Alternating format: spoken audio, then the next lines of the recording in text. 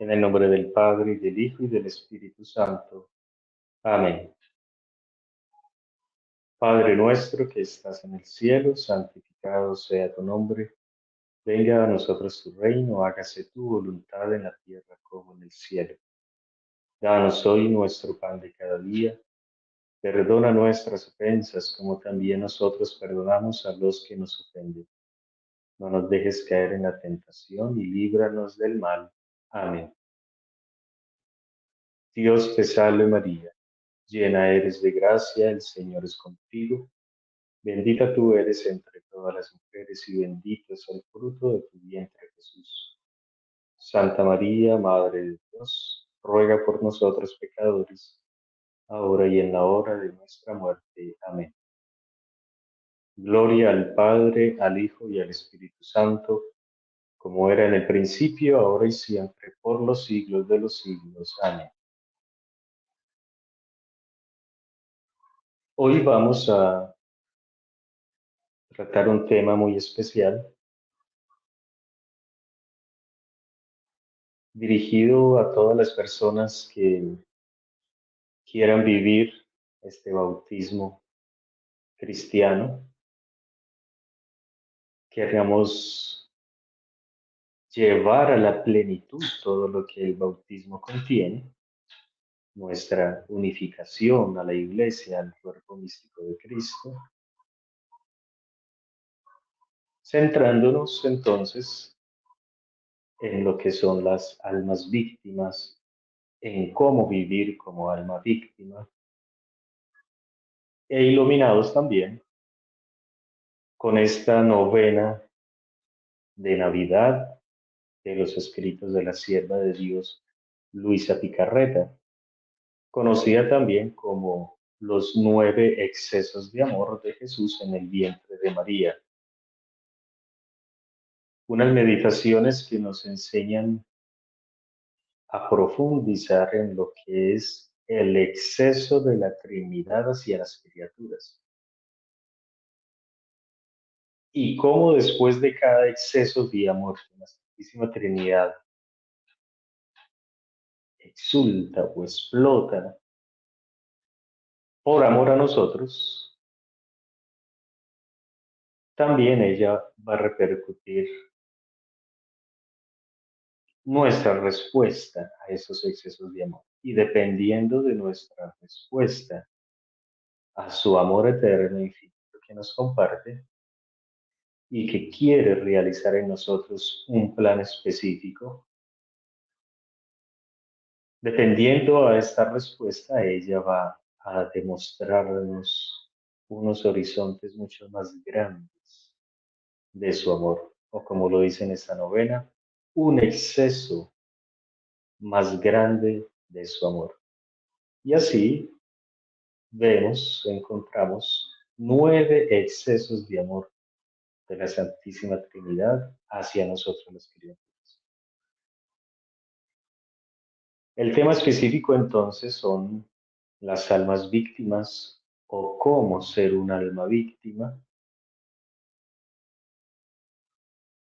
Y esto está dentro de lo que es nuestro bautismo, es una consecuencia del bautismo cristiano. Según las enseñanzas de la Iglesia, el magisterio de todos los santos, al nosotros bautizarnos, al insertarnos en la fe de la Iglesia Católica, en la fe de Cristo, nos hacemos otro Cristo, compartimos de su misma vida, de su misma humanidad. En el bautismo, no solo recibimos las 3 virtudes teologales, fe, esperanza y caridad, sino que también participamos de la misma vida y humanidad de Jesucristo, del Verbo hecho carne. Y dentro de lo que es Cristo, participamos entonces de su realeza, de su ser profeta, de su ser sacerdote de su sacerdocio, de su ser como víctima, como altar. Y así entonces vamos entrando en cómo entonces nosotros tenemos que vivir lo que ya somos desde nuestro bautismo. Y no es una elección. Esto es, si yo no quiero, no soy sacerdote, si yo no quiero, no soy víctima, no. Ya lo somos. Lo que tenemos es que asumirlo, vivirlo, ser conscientes de este gran tesoro recibido en el bautismo y dar frutos, que tanto entonces vamos a hacer fructificar nuestro ser como sacerdote desde el bautismo, nuestro ser víctimas en Cristo, en la víctima. ¿Cómo iluminamos entonces esta cuestión de qué es una víctima? ¿Qué hace la víctima? ¿Cómo se desenvuelve el papel de víctima en nuestras almas?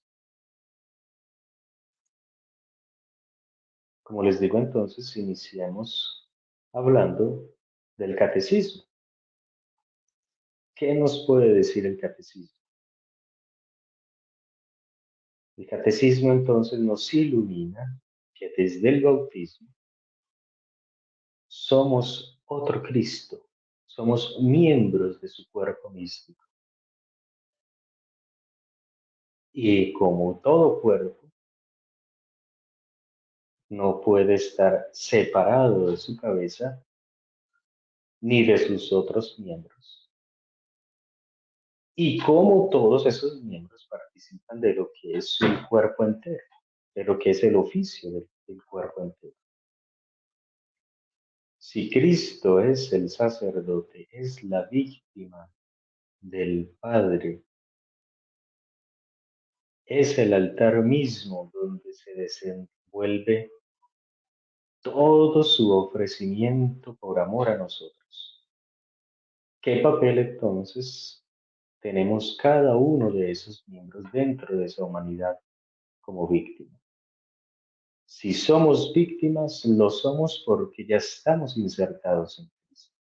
Entonces, hay muchos temas dentro de esto que se pueden extender, ¿no? Hacer muchos tratados, por ejemplo, el valor de ser víctima, el trabajo de la víctima, el por qué cada acto de esta víctima es agradable a Dios, etcétera, etcétera, ¿cierto?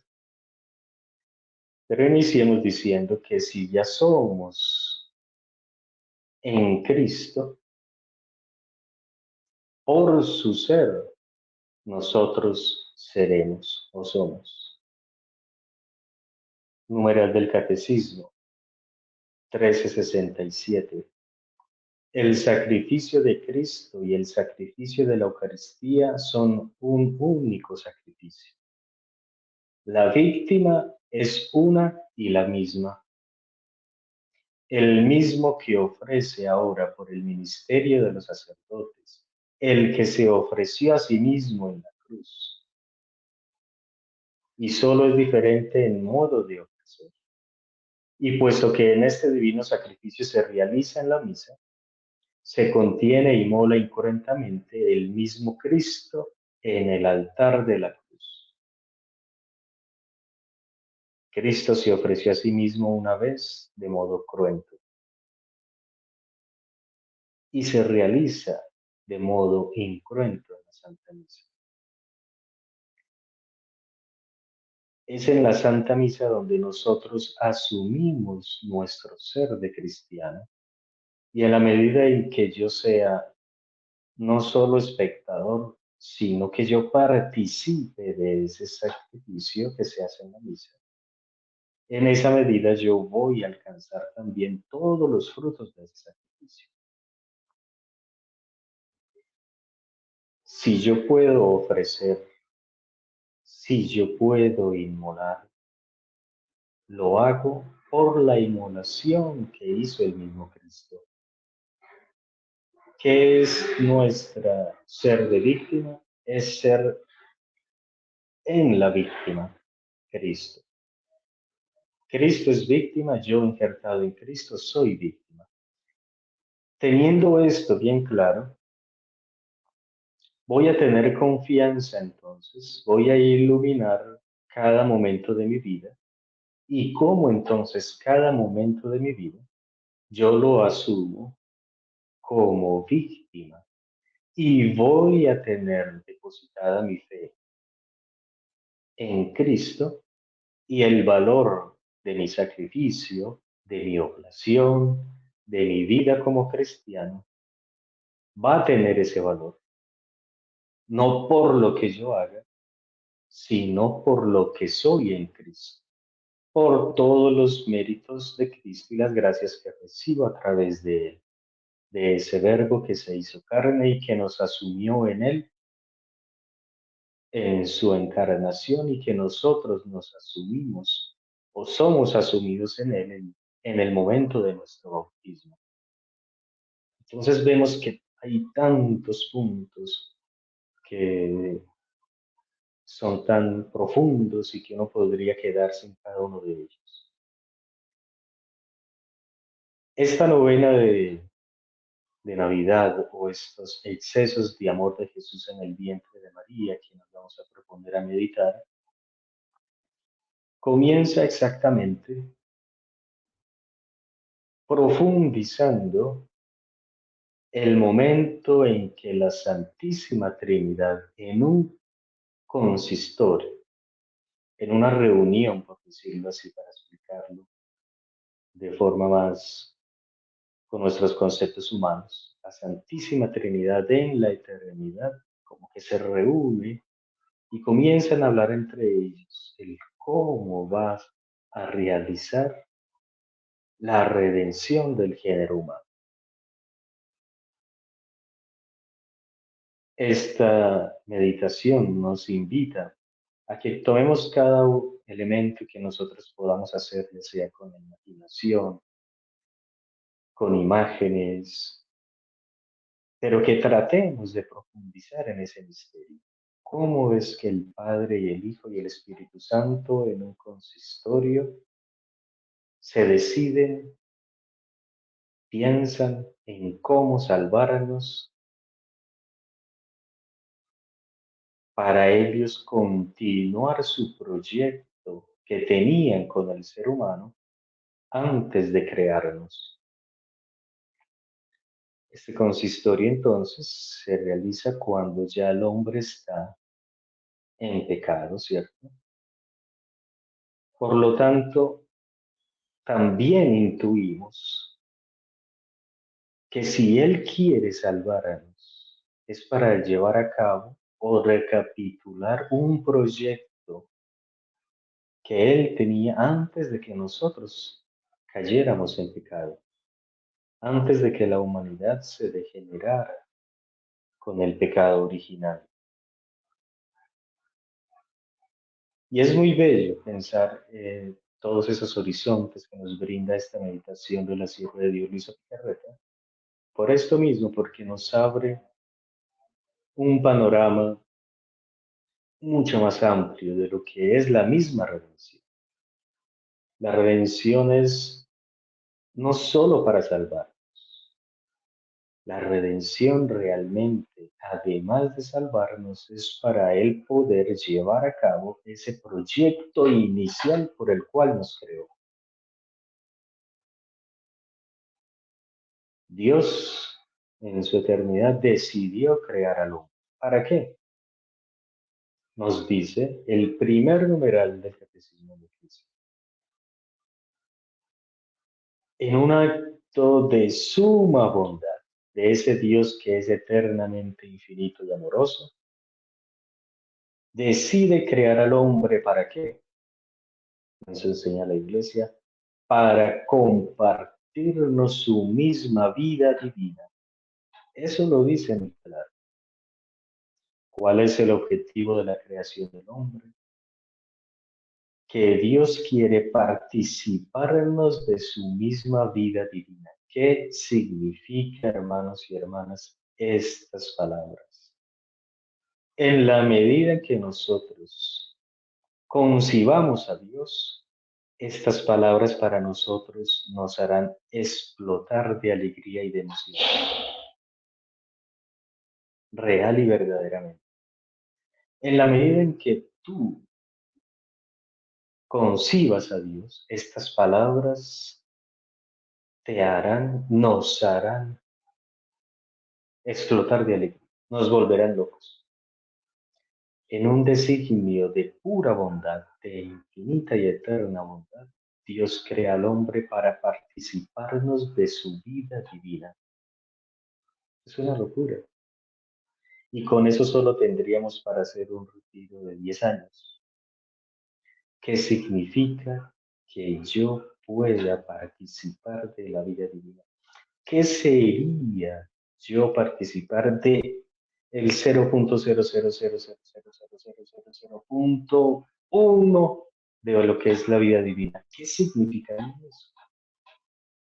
Lo vamos a entender en la medida en que sepamos quién es Dios y qué es participar de su divinidad. ¿Cuál es entonces el proyecto del hombre? ¿Y cuál es el plan de la redención? Recapitular ese proyecto inicial, no simplemente salvarnos. Recapitular el proyecto de la voluntad divina por el cual nos creó. Llevarnos a ese principio, a esa finalidad última para la cual nos creó. Entonces, esta novena inicia diciéndonos el momento en que el Padre, el Hijo y el Espíritu Santo se reúnen para decir, vamos a salvarlos, vamos a realizar la promesa que hicimos al hombre cuando cayó de rescatarlo,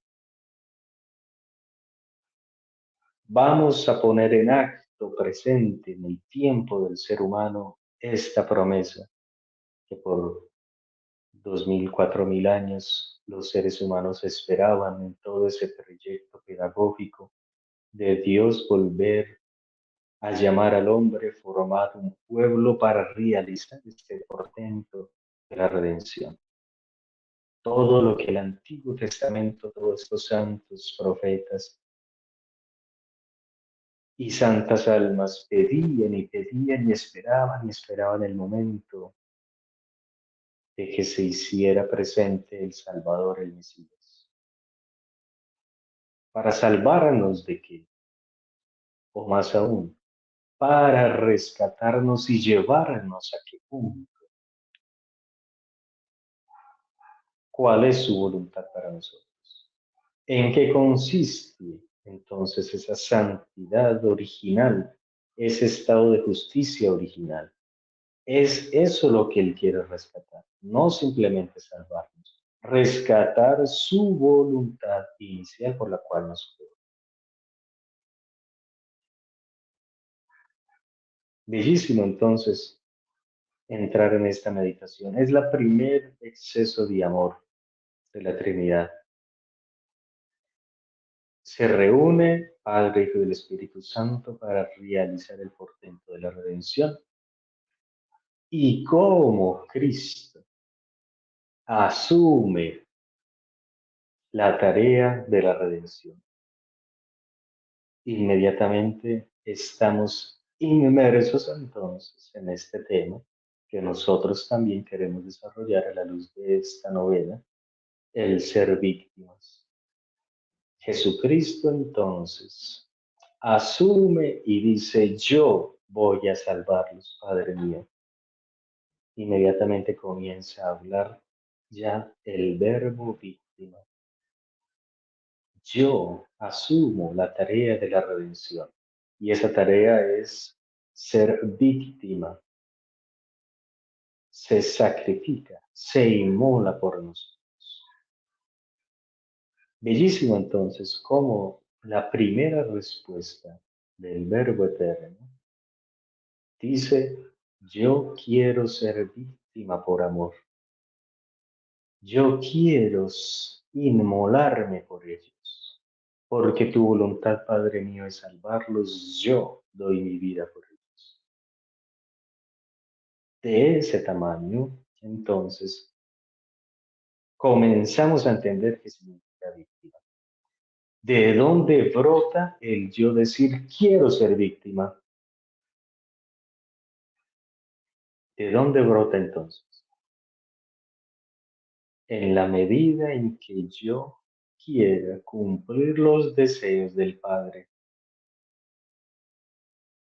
en la medida en que yo quiera cumplir los deseos del Padre Celestial, en esa medida yo voy a querer ser víctima.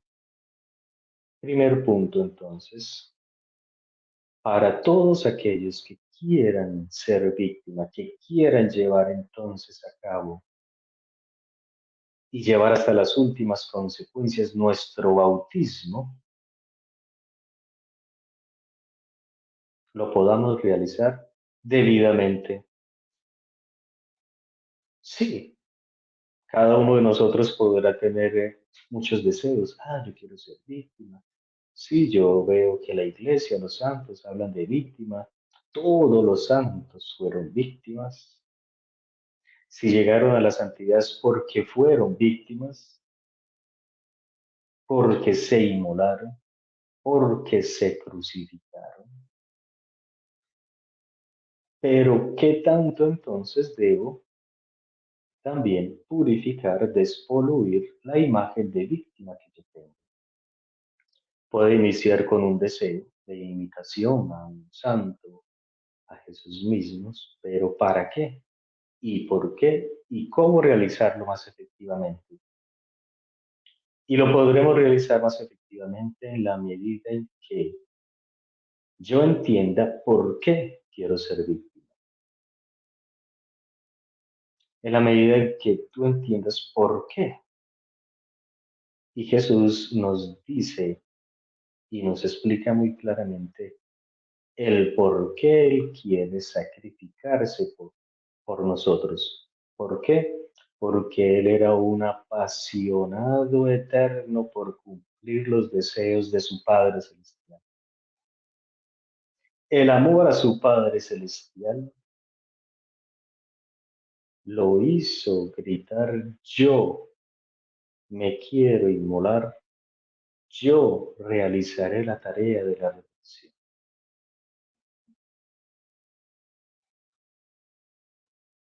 ¿De dónde entonces va a exhalar, va a salir ese grito, ese sentimiento? Pero es más que un sentimiento, ese acto que es operante de yo decir, quiero ser víctima. En la medida entonces que yo conozca al Padre, en la medida en que yo sepa qué es lo que Él quiere, qué es lo que Él anhela, qué es lo que Él más ansea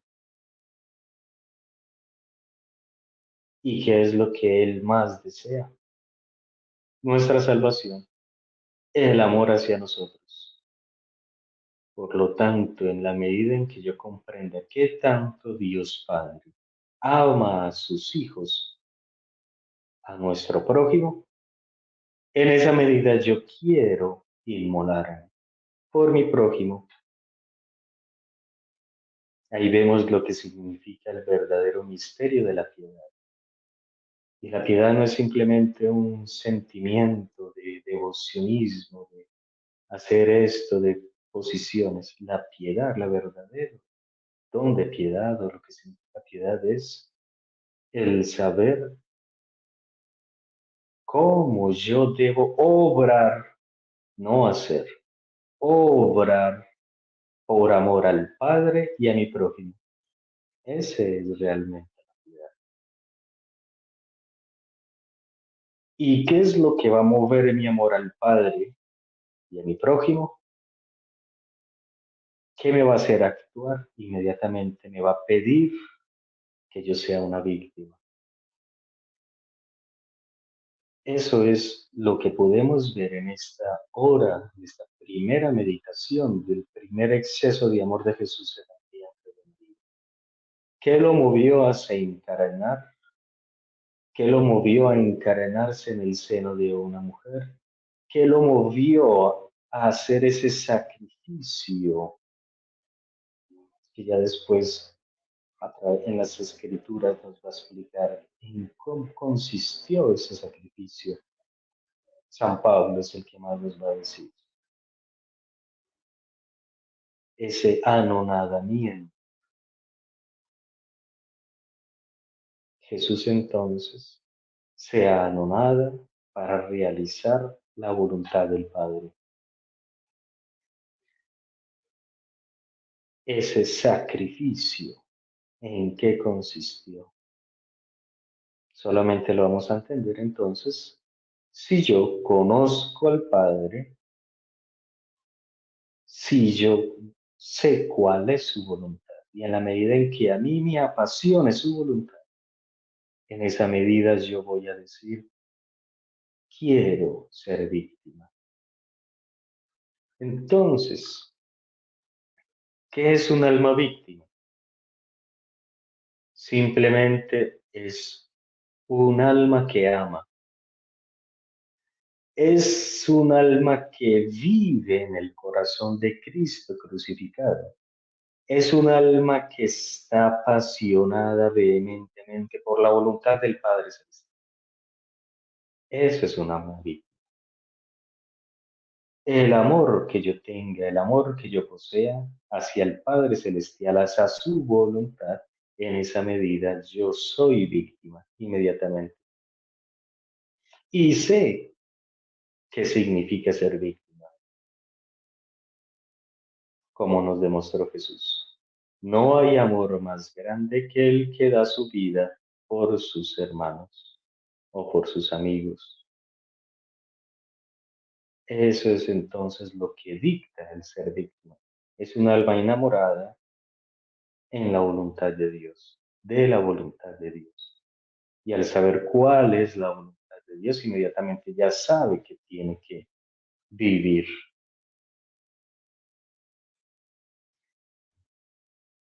¿Cómo es eso de víctima? ¿Será en cuestiones extraordinarias, sucesos portentosos? ¿Cómo fue Jesús? ¿Cómo desarrolló Jesús su oficio de víctima de inmolación por toda su vida? ¿Cómo lo hizo? Él no simplemente fue víctima en sus 24 últimas horas. ¿Cómo realizó su papel de víctima durante sus 33, 34 años de vida, desde el momento de su encarnación? Ahí comienza su oficio de víctima. No solamente fueron sus últimas 24 horas. Importantísimo meditar esas últimas 24 horas para comprender lo que él vivió desde su momento de su encarnación. Eso sí, importantísimo entender el modo en cómo él consuma su vida en sus últimas 24 horas para entender que ese oficio que hizo en sus últimas 24 horas lo comenzó desde su momento de la encarnación.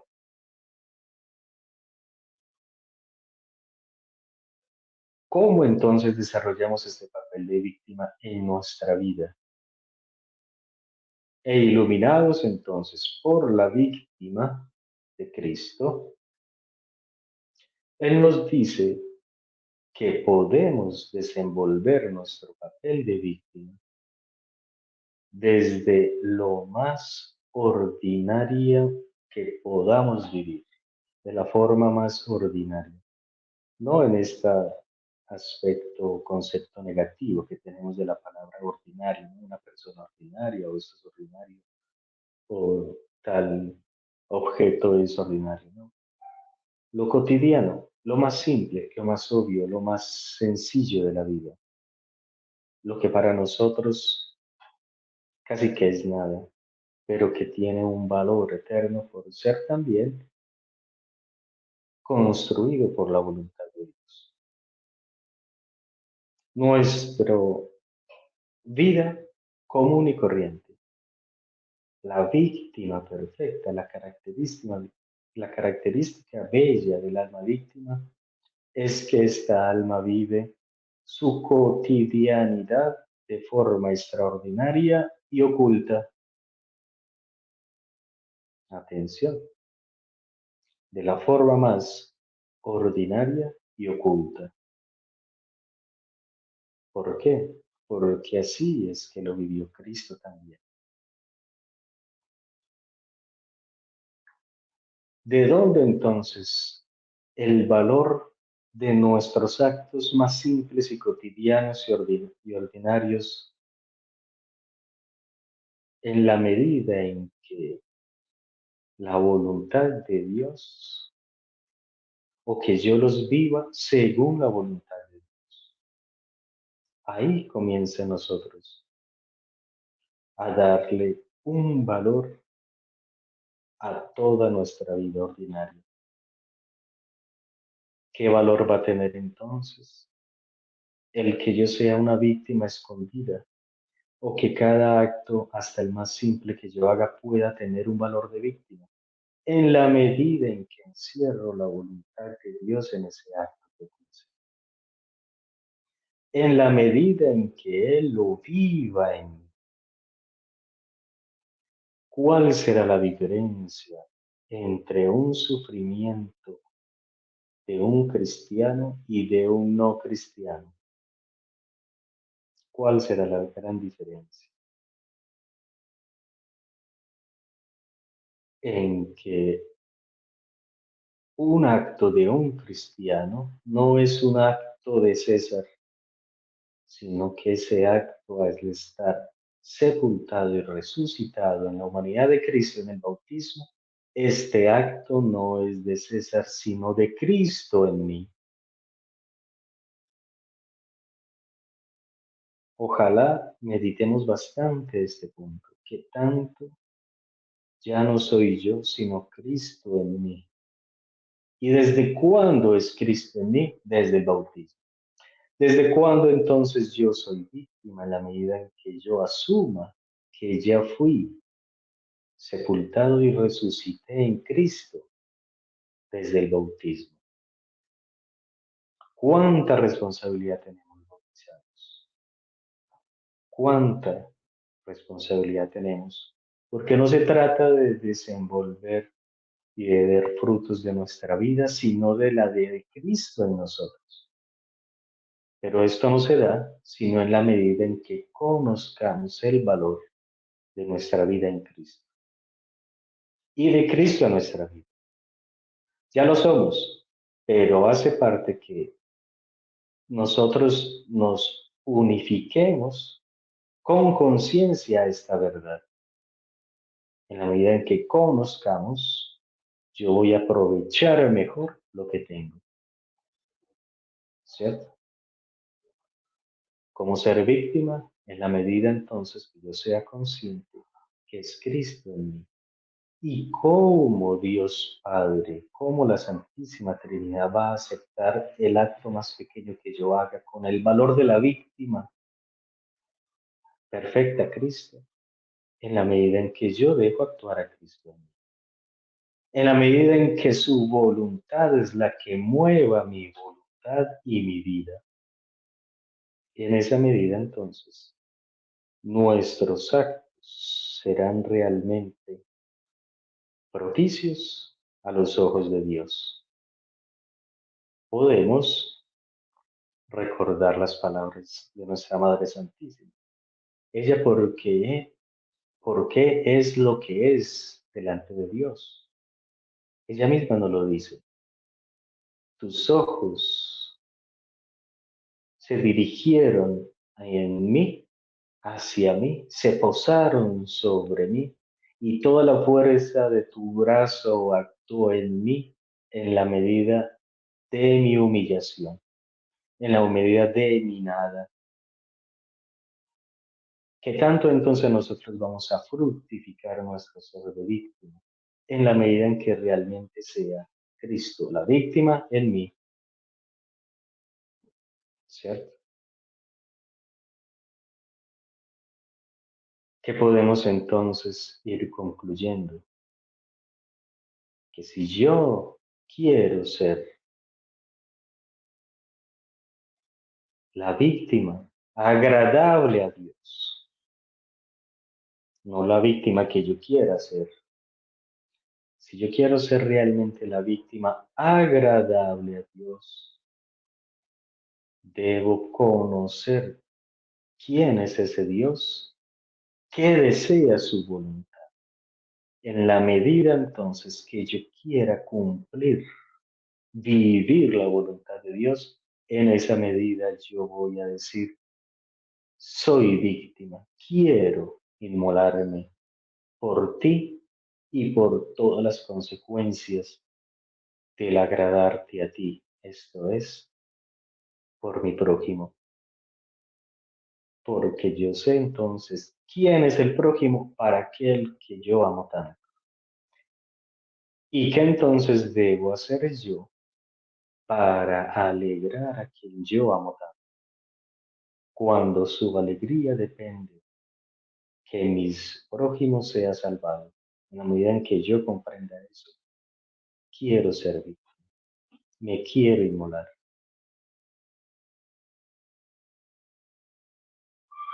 En la medida en que yo me unifique entonces a la víctima Cristo, en la medida en que yo deje a Cristo obrar en mí, en esa medida, nuestro deseo, nuestro trabajo de ser víctimas, lo podremos hacer según Dios.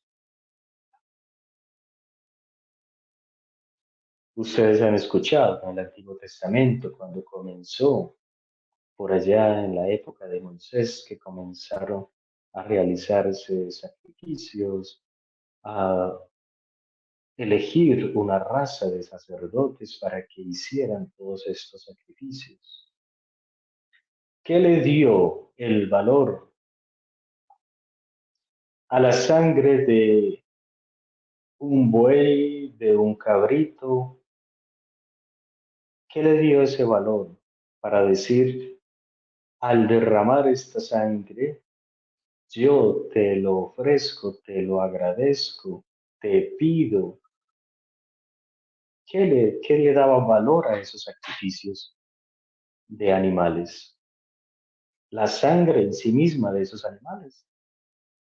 El deseo del hombre de agradar a Dios. O la voluntad explícita de Dios que le daba el valor a esas víctimas, a esa sangre de esos animales. ¿Se la daba el mismo hombre el valor realmente? No, se la dio la voluntad de Dios. Cuando la misma voluntad de Dios dijo, sacrifiquen esto, ofrezcan esto para agradarme, para como sacrificio propiciatorio, como holocausto para los pecados, etcétera, etcétera. Fue la misma voluntad de Dios la que le daba el valor a esos sacrificios. Ni siquiera fue el deseo inmenso del hombre de sacrificar por agradar a Dios. Ni siquiera el deseo del hombre era lo que hacía que ese sacrificio fuera agradable a Dios. El valor entonces de ese sacrificio, del ser de víctima, va a ser en la medida en que sea voluntad de Dios mi estado de víctima. Mucho tema también de aquí en adelante. Entonces, para cuando al finalizar estas meditaciones, digamos, acepto, soy víctima, quiero ser víctima. Va a tener eso también entonces un camino, un modo específico, porque no es simplemente mi deseo de ser víctima, es si también la voluntad de Dios me acepta como víctima. Y por eso dentro de la iglesia y todo el magisterio Cuando se habla de almas víctimas, no solamente en la línea de nuestro bautismo, de nuestro ser de bautizados que ya somos víctimas, sino una víctima especial que cada tiempo de la iglesia lo tiene para aplacar a la divina justicia. Esta víctima no es simplemente el deseo de un alma que digo me quiero inmolar, sino que también debe tener un orden específico, es decir, debe ser aceptado por la voluntad de Dios, confirmado por la voluntad de Dios. Y conocemos que estas confirmaciones ordinariamente se hace a través de la iglesia, de los ministros de la iglesia. Si ustedes entonces conocen estas almas víctimas especiales que Dios escogió en todos los tiempos, vemos que estas almas no eran autónomas por sí mismas, se declaraban y se decretaban víctimas, se ofrecían y esperaban la confirmación de la iglesia a través de sus directores espirituales. Es entonces que le da el valor a la víctima cuando es confirmada por la voluntad de Dios. Padre, yo quiero ser víctima de amor para la redención. Si el Padre Celestial hubiera dicho, no, lo voy a hacer de otro modo, pronto.